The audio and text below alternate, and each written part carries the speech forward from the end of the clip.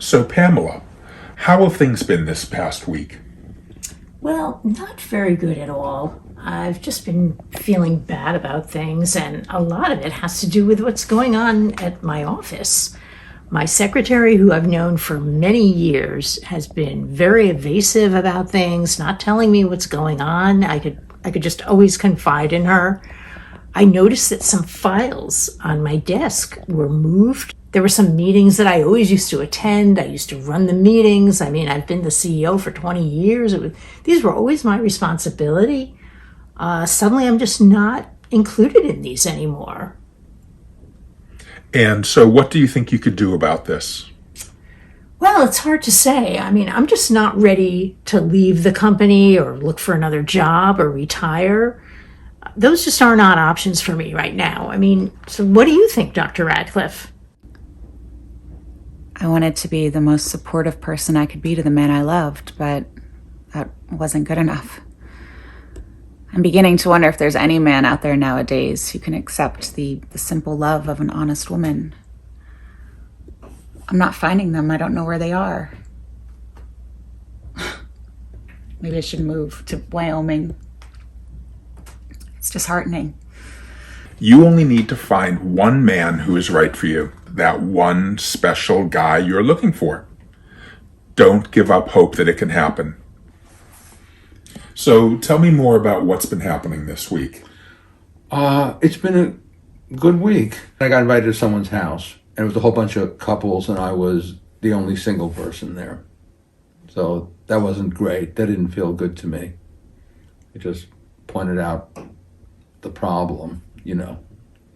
So you're still finding yourself struggling in your romantic life. I feel a pain in my heart every single day. Yeah. I've got an idea. There is a woman who's been a patient of mine. Recently, she's been having problems in the romance area, and I wonder if maybe the two of you should meet. Keep this between you and I, but maybe we could arrange a meeting in my waiting room. Sure. Absolutely.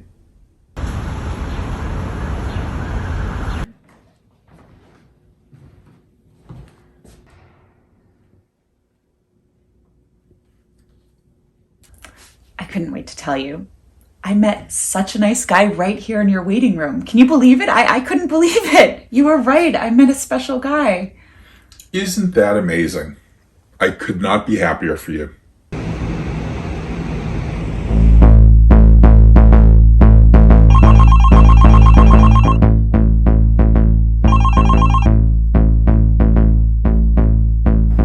Hello, Lauren.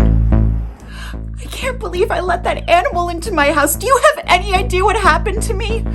He called me a slut and he ripped my blouse. Don't act like you don't know. This is all your fault. Me? What do you mean? No, don't play innocent. He told me you arranged for us to meet in your waiting room. This is a major breach of the doctor-patient relationship. Lauren, please, listen to me. Lauren. He almost raped me. That's all I know. Please, Lauren, come to your session and let me explain. I was trying to help you. I'm as shocked about this as you are. Please, Lauren, you know I care about your well-being. Lauren. Lauren.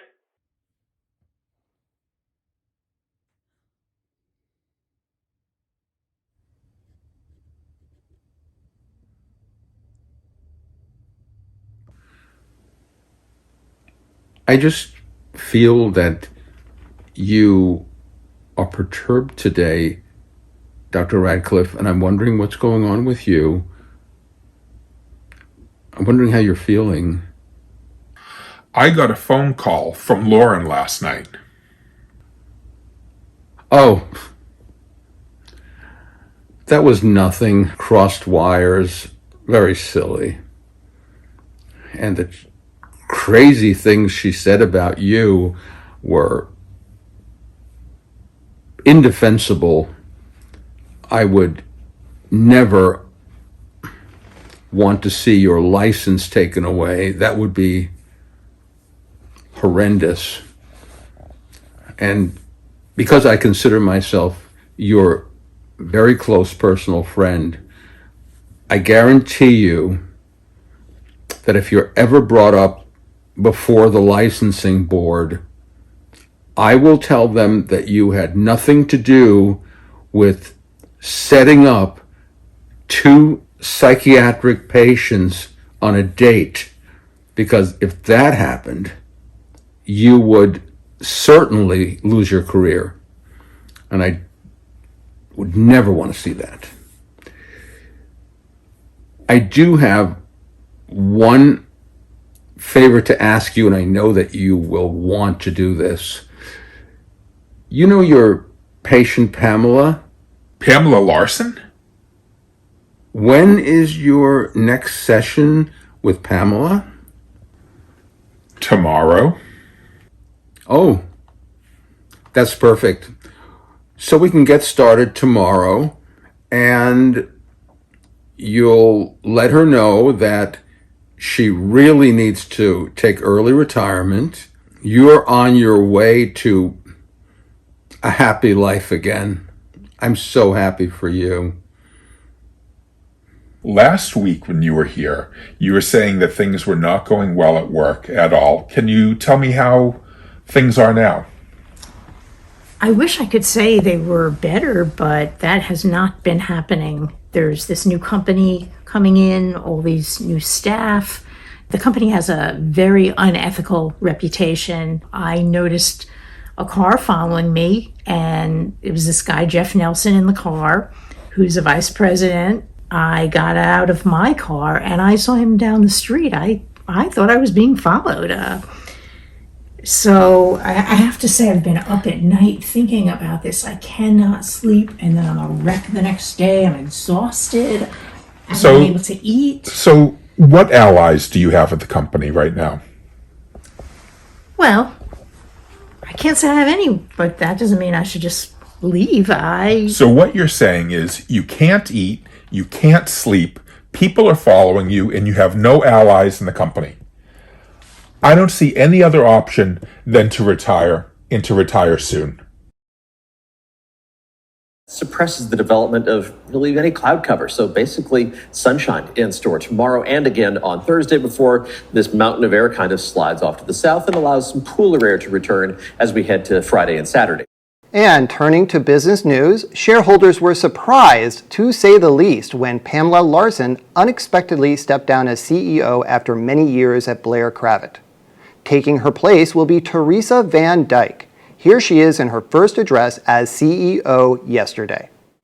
What a privilege to lead Blair Cravat at this remarkable time. We are committed to being a company that defines success foremost as standing on ethical principles. And looking at the markets, the S&P 500 gave back yesterday's gains, and a sign we may be in for a bumpy ride ahead as investors' risk tolerance is beginning to show signs of wearing thin.